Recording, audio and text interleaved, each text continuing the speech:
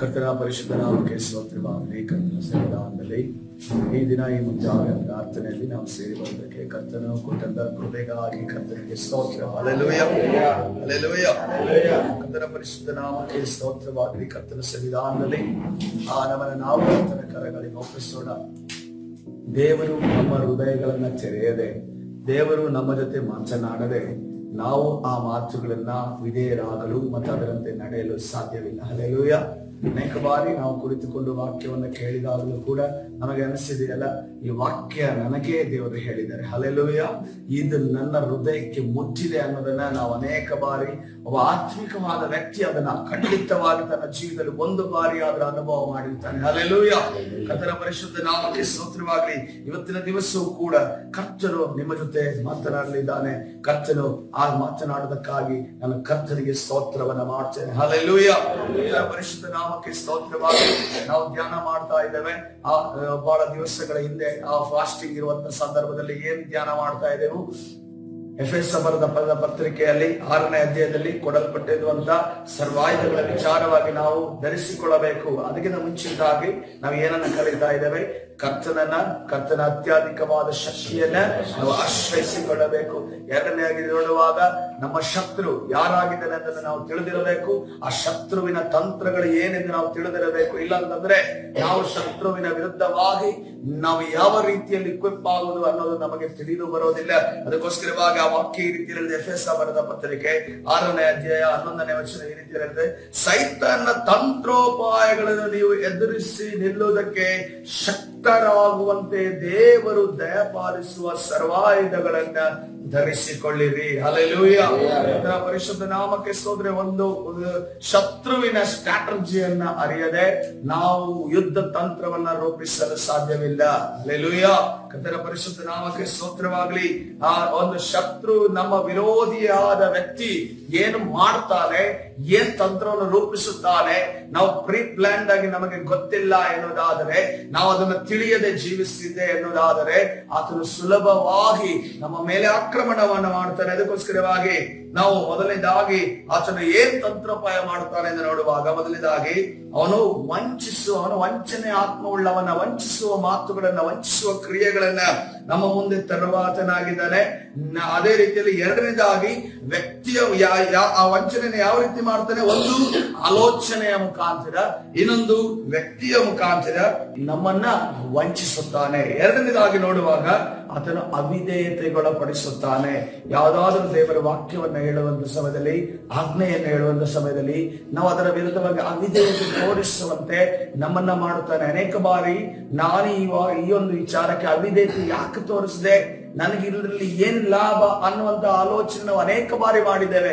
ಒಂದು ಸಾರಿ ಆ ಅವಿಧೇಯತೆ ಕ್ರಿಯೆ ಮಾಡಿದ ನಂತರ ನಮಗೆ ಅನೇಕ ಬಾರಿ ಪಶ್ಚಾತ್ತಾಪ ಆಗಿದೆ. ನಾನು ಯಾಕೆ ಇದನ್ನು ಮಾಡಬೇಕಿತ್ತು ಅನ್ನೋದನ್ನ ಅನೇಕ ಬಾರಿ ಅನಿಸಿದೋ. ಆದರೆ ಕರ್ತನು ನಮ್ಮನ್ನ ಇದುವರೆಗೂ ಕೂಡ ಕ್ಷಮಿಸಿ, ಆ ಅವಿಧೇಯತೆ ಇದ್ದರೂ ನಾವು ವಿಧೇಯರಾಗುವಂತೆ ನಡೆಯುವಂತೆ ಕರ್ತನು ಮಾಡಿದಕ್ಕಾಗಿ ಕರ್ತನಿಗೆ ಸ್ತೋತ್ರ.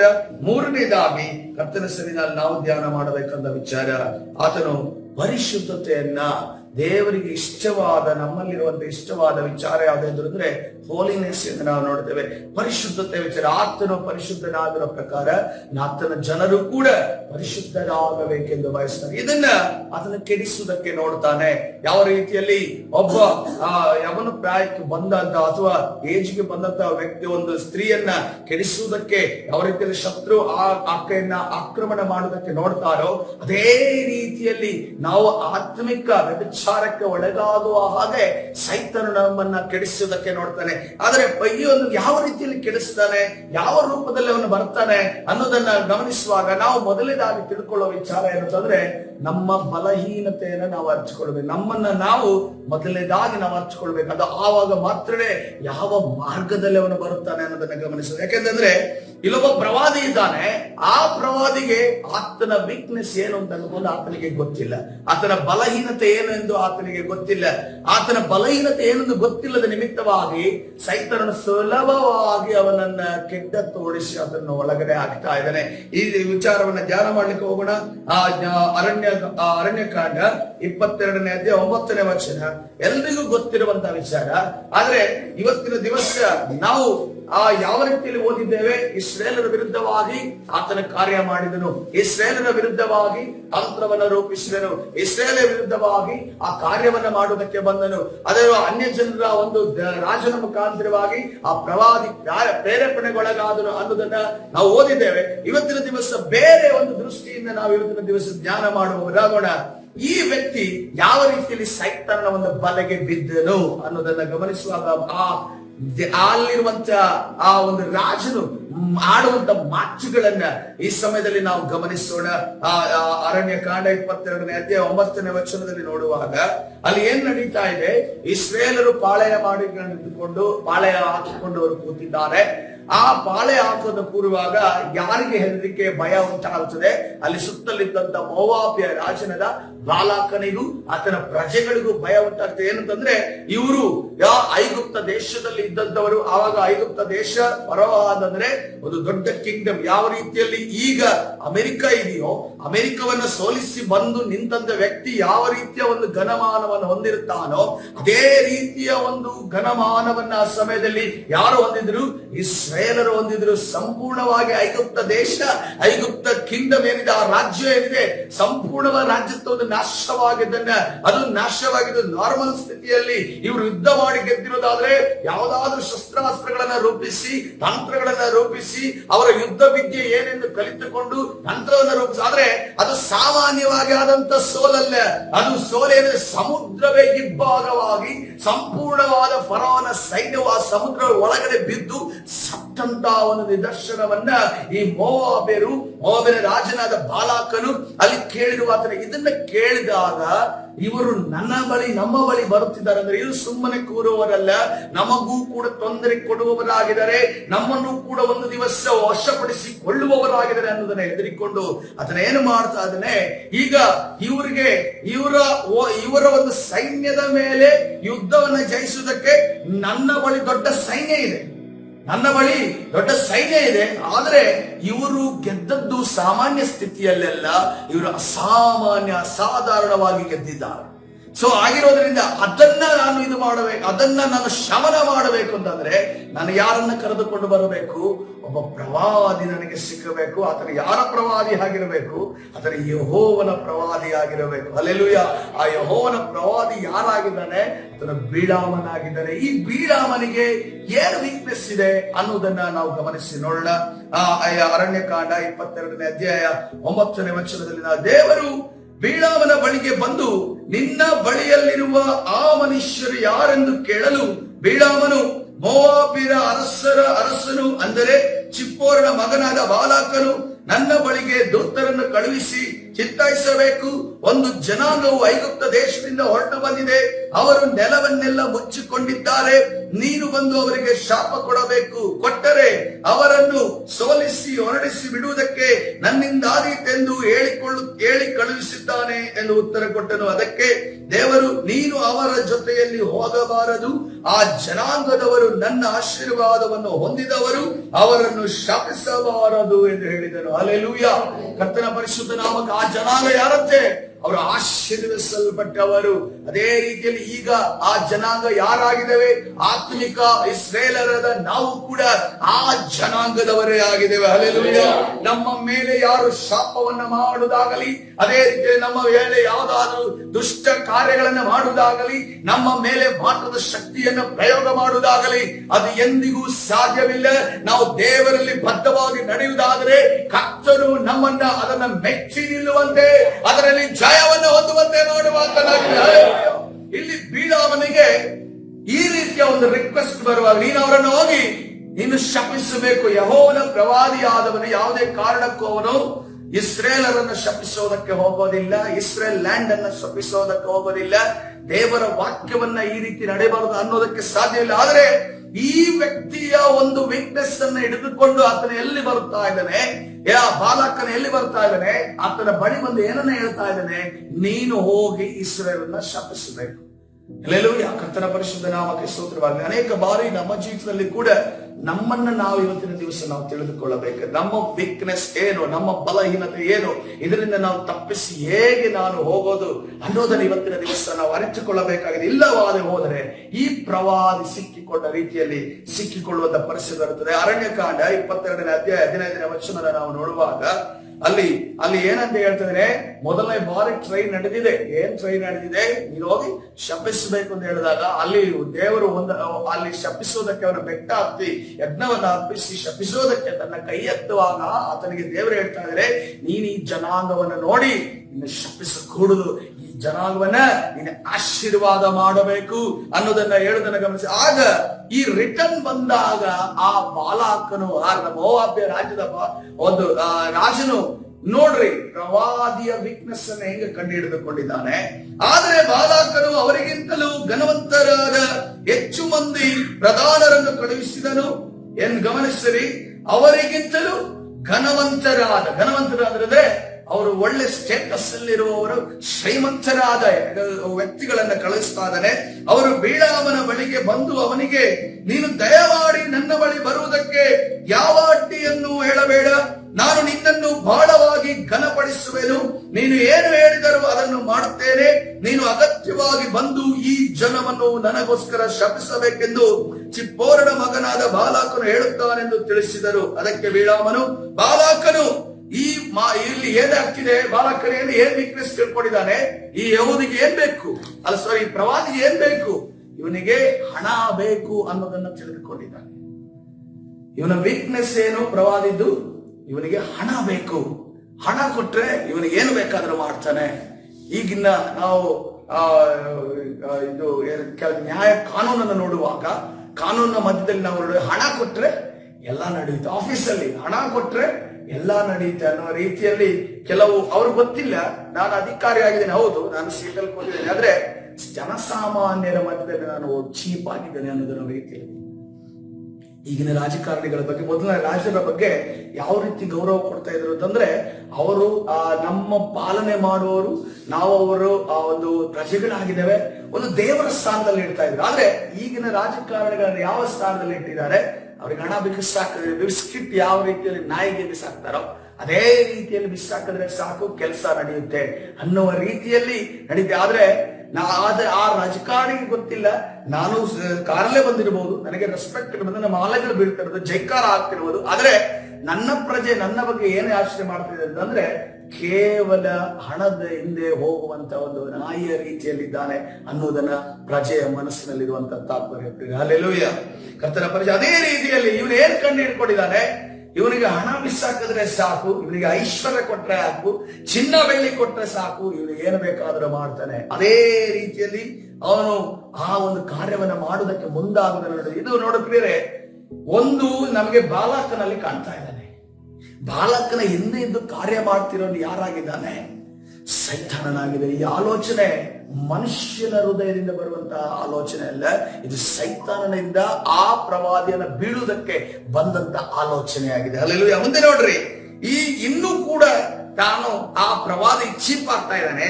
ಅದಕ್ಕೆ ಬೀಳಾಮನು, ಬಾಲಕನು ತನ್ನ ಮನೆ ತುಂಬುವಷ್ಟು ಬೆಳ್ಳಿ ಬಂಗಾರ ಕೊಟ್ಟರು, ನಾನು ನನ್ನ ದೇವರಾದ ಯೆಹೋವನ ಆಜ್ಞೆಯನ್ನು ಮೀರಿ ಸಣ್ಣ ಕೆಲಸವನ್ನಾಗಲಿ ದೊಡ್ಡ ಕೆಲಸವನ್ನಾಗಲಿ ಮಾಡಲಾರೆನು. ಆದುದರಿಂದ ನೀವು ಕೂಡ ಈ ರಾತ್ರಿ ಇಲ್ಲೇ ಇರ್ರಿ, ಯೆಹೋವನು ಈಗ ಏನು ಹೇಳುವನೋ ಅದನ್ನು ನಾನು ತಿಳಿದುಕೊಳ್ಳುತ್ತೇನೆ ಎಂದು ಬಾಲಕನ ಸೇವಕರಿಗೆ ಉತ್ತರ ಕೊಟ್ಟನು. ಹಲ್ಲೆಲೂಯಾ.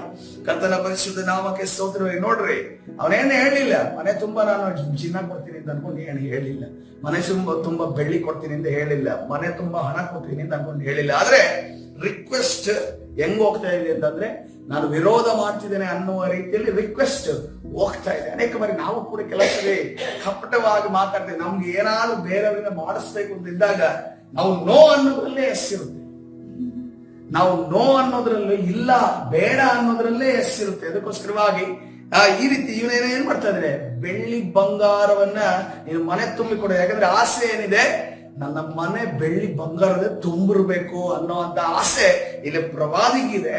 ಆದ್ಮೇಲೆ ನಂತರ ಆದ್ರೂ ಹೇಳ್ಬೇಕಿತ್ತಾನೆ, ಹೋಗ್ರಪ್ಪ, ನಮ್ಗೆ ಡಿಸ್ಟರ್ಬ್ ಮಾಡ್ಬೇಡಿ, ನಾವು ದೇವರ ಹತ್ರ ಪ್ರಾರ್ಥನೆ ಮಾಡ್ಬೇಕು ಅನ್ನೋದನ್ನ ಹೇಳ್ಬೇಕಿತ್ತಾನೆ.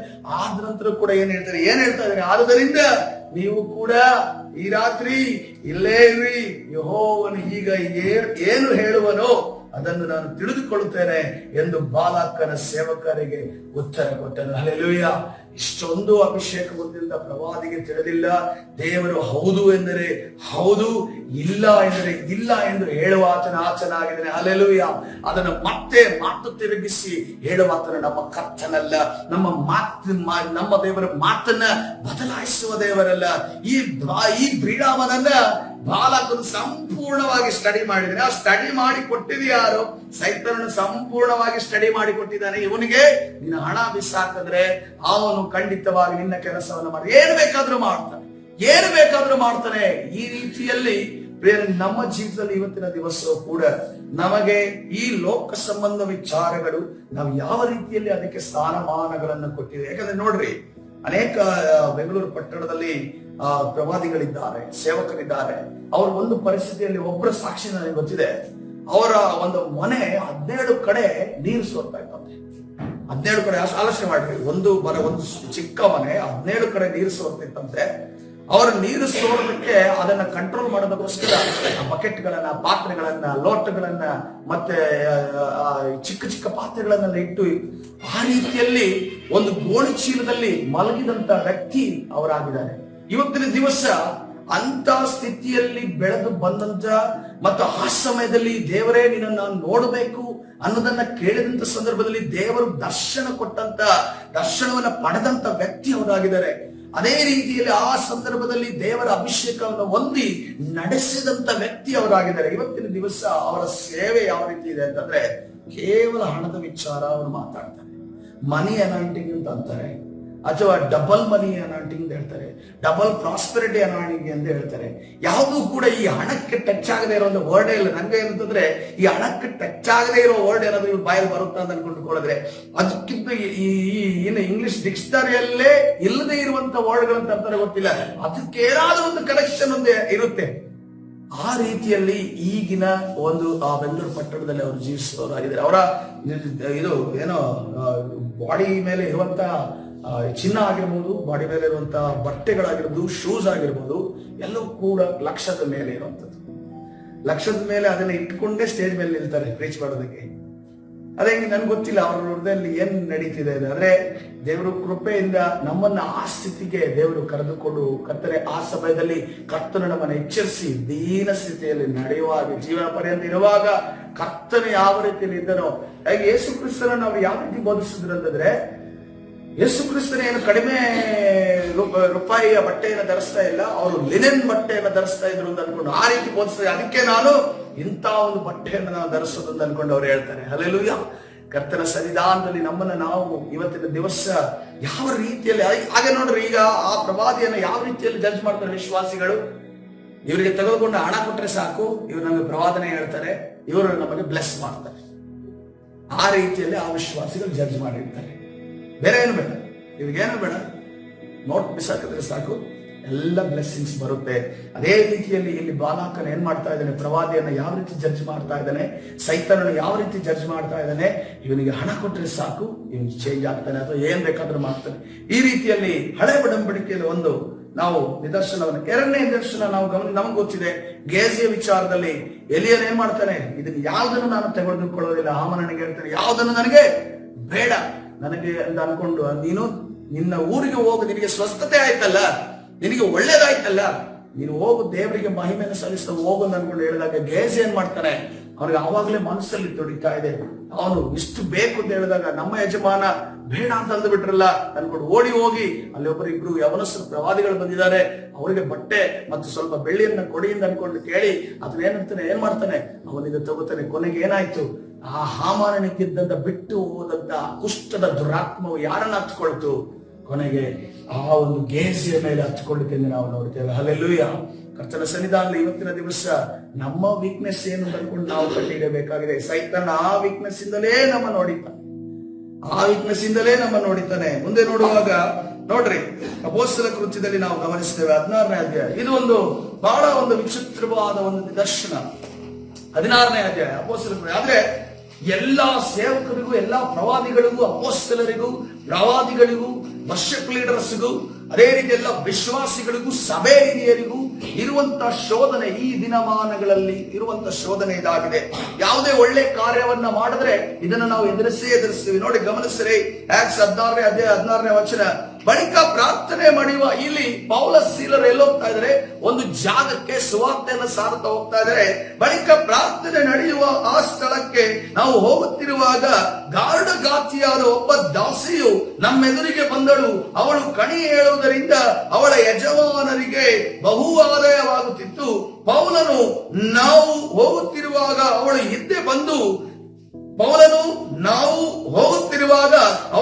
ಬಂದು ಈ ಮನುಷ್ಯರು ಪರಾತ್ಪರನಾದ ದೇವರ ದಾಸರು, ನಿಮಗೆ ರಕ್ಷಣೆಯ ಮಾರ್ಗವನ್ನು ಸಾರುತ್ತಾರೆ ಎಂದು ಕೂಗುತ್ತಿದ್ದಳು. ಹಲ್ಲೆಲೂಯಾ. ಅವಳೇ ತಪ್ಪಾದದೇನು ಹೇಳ್ತಾ ಇಲ್ಲ. ಹಾಗಾದ್ರೆ ಪೌಲನಿಗೆ ಗೊತ್ತಿಲ್ವಾ ನಾವು ಪರಾತ್ಪರದ ದೇವರ ಸೇವಕರು, ನಾವು ಸುವಾರ್ತೆಯನ್ನು ಸಾರುವವರೊಂದು ಗೊತ್ತಿಲ್ವಾ? ಅದೇ ರೀತಿಯಲ್ಲಿ ನಮ್ಮ ಮುಂದೆ ಕೂಡ ನೀವು ಏನ್ ಕೆಲಸ ಮಾಡಿದ್ರಿ, ಏನ್ ಮಾತಾಡಿದ್ರಿ, ಇದೇ ರೀತಿಯಲ್ಲಿ ಹೊಗಳುವವರು ನಮ್ಮ ಮುಂದೆ ಬರ್ತಾರೆ. ಏನ್ ಕಾರ್ಯಗಳನ್ನ ಮಾಡಿದ್ರಿ, ಏನ್ ಮಾತನಾಡಿದ್ರಿ, ಏನ್ ಕೌನ್ಸಿಲಿಂಗ್ ಅನ್ನ ಕೊಟ್ರಿ, ನಮ್ಗೆ ಹೇಳ್ತಾರೆ ಏನ್ ಆಡಿದ್ರಿ ಸರ್ ಅಂತ ಅನ್ಕೊಂಡು ನನಗೆ ಹೇಳ್ತಾರೆ, ಬ್ರದರ್ ನೀವು ಹೆಂಗ್ ಆಡಿದ್ರಿ ನೀವು, ನನಗೆ ಅವಾಗ ಪರ್ಸ್ಕೊಳಂಗ ಆಗುತ್ತೆ. ಅನೇಕ ಬರ್ರಿ, ಯಾಕಂತಂದ್ರೆ ಎಷ್ಟೋ ಜನ ನನಗೆ ಹೇಳಿದ್ದಾರೆ ನೀವು ಕ್ಯಾಸೆಟ್ ರಿಲೀಸ್ ಮಾಡ್ಬೋದಲ್ಲ, ನೀವೊಂದು ಆಲ್ಬಮ್ ರಿಲೀಸ್ ಮಾಡ್ಬೋದಲ್ಲ ಅಂತ ಅನ್ಕೊಂಡ್ರಿ. ನನಗೆ ಸಮಯ ದೇವರಿಂದ ನಿಯೋಗ ಆಗಿಲ್ಲ ಅಂತಂದ್ರೆ ನಾನು ಅದನ್ನ ಮಾಡೋದಕ್ಕೆ ಸಾಧ್ಯವಿಲ್ಲ ಪ್ರಿಯರೇ. ಹಲ್ಲೆಲೂಯಾ. ನನಗೆ ಹೇಳಿದ್ರು, ನಾವು ನಿಮ್ಗೆ ಡ್ರೋನ್ ಇದು ಮಾಡ್ತೀವಿ, ಮತ್ತೆ ಕ್ಯಾಮ್ರಾ ಸೆಟ್ಟಿಂಗ್ ಮಾಡ್ತೀವಿ, ಒಂದು ಸ್ಪಾಟ್ ಹೋಗೋಣ, ಅಲ್ಲೊಂದು ಆಲ್ಬಮ್ ಮಾಡೋಣ ಅನ್ನೋದನ್ನ ಕೂಡ ಅನೇಕ ಆಫರ್ಗಳು ಬಂದರೂ ಕೂಡ ನನಗೆ ಆ ಯೋಗ್ಯತೆ ಇಲ್ಲದಿರೋದ್ರಿಂದ ನಾನು ಆಲ್ಬಮ್ ಅನ್ನ ಮಾಡೋದು ದೊಡ್ಡದಲ್ಲ. ಆಲ್ಬಮ್ ಅನ್ನ ಮಾಡಿದ ನಂತರ ಫೇಸ್ ಮಾಡೋದಿದೆ ನೋಡಿ, ಬರುವಂತ ಹೊಗಳಿಕೆಯನ್ನ, ಬರುವಂತ ಈಗ ಯೂಟ್ಯೂಬ್ಗೆ ಹಾಕ್ತೀವಿ, ಯೂಟ್ಯೂಬ್ಗೆ ಆದ್ಮೇಲೆ ದಿನಾನು ಯೂಟ್ಯೂಬ್ ನಾನು ನೋಡ್ತೀನಿ. ಯಾಕೆ? ನಾನು ಎಷ್ಟು ಲೈಕ್ಸ್ ಬಂದಿದೆ, ಎಷ್ಟು ಸಬ್ಸ್ಕ್ರೈಬರ್ಸ್ ಬಂದಿದ್ದಾರೆ, ಎಷ್ಟು ಜನ ನೋಡಿದ್ರು, ಎಷ್ಟು ಜನ ನಾನು ಫೇಮಸ್ ಆದ್ನ, ಅಥವಾ ನನಗಿಂತ ಹೆಚ್ಚಾದ್ರೂ ಯಾರಾದ್ರೂ ಫೇಮಸ್, ಯಾರು ಹೆಚ್ಚಾದ್ರೂ ಕೂಡ ನನಗೆ ಅವ್ರ ಮೇಲೆ ಹೊಟ್ಟೆ ಕಿಚ್ಚು, ಅವ್ರ ಮೇಲೆ ಸಿಟ್ಟು, ಅವ್ರದ್ದೇನು ಚೆನ್ನಾಗಿಲ್ಲ. ಯಾರಾದ್ರೂ ಈಗ ಬಂದು ಕೇಳಿದ್ರೆ, ಇನ್ನೊಬ್ಬರ ಬಗ್ಗೆ ಕೇಳಿದ್ರೆ ನಾನೇ ಹೇಳ್ತೀನಿ ಅದರಲ್ಲಿ ಏನಿದೆ, ಅದಾದ್ರೆ ನಾರ್ಮಲ್ ಆಗಿರೋದು, ಅವ್ರ ಜೀವಿತ ಎಲ್ಲ ಹಿಂಗಿದೆ ಅನ್ನೋದನ್ನ ನೆಗೆಟಿವ್ ವಿಚಾರಗಳನ್ನ ನಾನು ಮಾತನಾಡುವ ಚೆನ್ನಾಗಿದೆ. ಈ ಹೊಗಳಿಕೆ ಅನ್ನೋದಿರೋದು ನೋಡಿ, ಇವರು ಅದನ್ನೇ ಮಾಡ್ತಿರೋದು. ಈ ಹೊಗಳಿಕೆ ಅನ್ನೋದು ನಮಗೆ ಅದು ಒಳ್ಳೆಯದಲ್ಲ. ನಮ್ಮ ಒಂದು ಕಾರ್ಯವನ್ನ ದೇವರೊಬ್ಬನೇ ಹೊಗಳಬೇಕು. ಹಲ್ಲೆಲೂಯಾ. ಆ ಹೊಗಳಿಕೆ ನಮಗೆ ಕೆಲವು ಕಾರ್ಯಕ್ರಿಯೆಗಳಿಂದ ಗೊತ್ತಾಗುತ್ತೆ, ಆದ್ರೆ ಬಾಯಿಯಿಂದ ದೇವರು ಹೊಗಳಬೇಕು ಅಂದ್ರೆ ನಾವು ಸತ್ತು ಮಣ್ಣಾಗಿ ದೇವರ ಬಳಿ ಹೋಗ್ಬೇಕು. ಆವಾಗ ಕರ್ತನು ಬಲ ನಂಬಿಗಸ್ತನಾದ ಹಾಳು ಧನಿಯ ಸೌಭಾಗ್ಯದಲ್ಲಿ ನೀನು ಸೇರುವವನಾವೆಂದು ಹೇಳುವಾಗ ಹಲ್ಲೆಲೂಯಾ.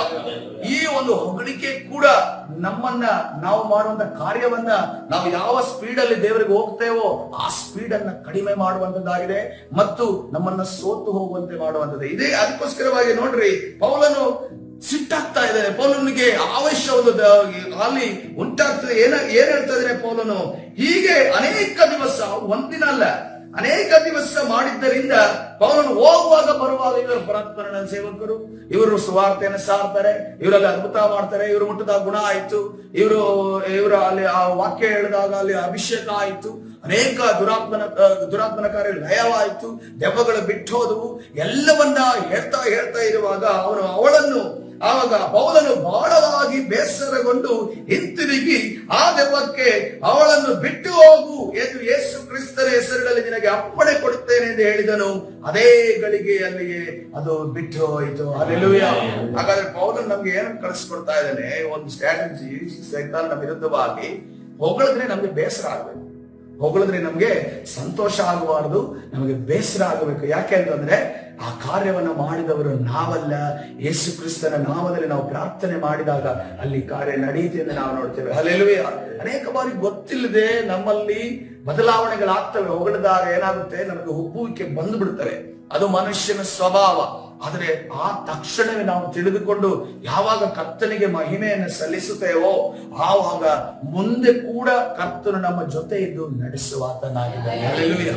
ನಮ್ಮ ಪರಿಶುದ್ಧತೆಯನ್ನು ನೋಡ್ರಿ, ಪೌಲನ ಪರಿಶುದ್ಧತೆಯನ್ನ ಹಾಳು ಮಾಡೋದಕ್ಕೆ ಸೈತಾನ ಯಾವ ರೀತಿಯಲ್ಲಿ ಬಂದ, ಅವಾಗ ಪ್ರಬಲವಾಗಿ ಪೌಲನ ನಡೆಸಲ್ಪಡ್ತಾ ಇದ್ದ. ಒಂದು ಕಡೆ ಏನಂತಂದ್ರೆ ಬಾರ್ನಬನು ತನ್ನ ಜೊತೆ ಇದ್ದ, ಅವನು ಮೊದಲನೇ ಅಪೊಸ್ತಲರ ಜೊತೆ ಕನೆಕ್ಷನ್ ಇದ್ದವ, ಅವನಿಗಿಂತ ಪ್ರಬಲವಾಗಿ ನಡೆಸಲ್ಪಟ್ಟಿದ್ದೇನೆ. ಈಗ ಅಲ್ಲಿ ಪೌಲನಿಗೆ ಏನಿರುತ್ತದೆ ಅಂದ್ರೆ, ಅವನು ನನ್ನನ್ನು ಬಿಟ್ಟು ಹೋದ, ಅವನು ನನ್ನ ಸೇವೆಯಲ್ಲಿ ಅರ್ಧಕ್ಕೆ ಕೈ ಬಿಟ್ಟ ಅಂತ ಅಂದ್ಕೊಂಡು ಯಾರ ಜೊತೆ ಹೋಗ್ತಾ ಇದ್ದಾನೆ? ಶೀಲನ ಜೊತೆ ಹೋಗ್ತಾ ಇದ್ದಾನೆ. ಶೀಲನ ಜೊತೆ ಹೋಗುವಾಗ ಏನ್ ಬರ್ತಾ ಇದೆ? ಹೊಗಳಿಕೆ ಬರ್ತಾ ಇದೆ. ಹೊಗಳಿಕೆ ಬರುವಾಗ ಅವನಿಗೆ ಏನ್ ಅನಿಸ್ತಿದೆ?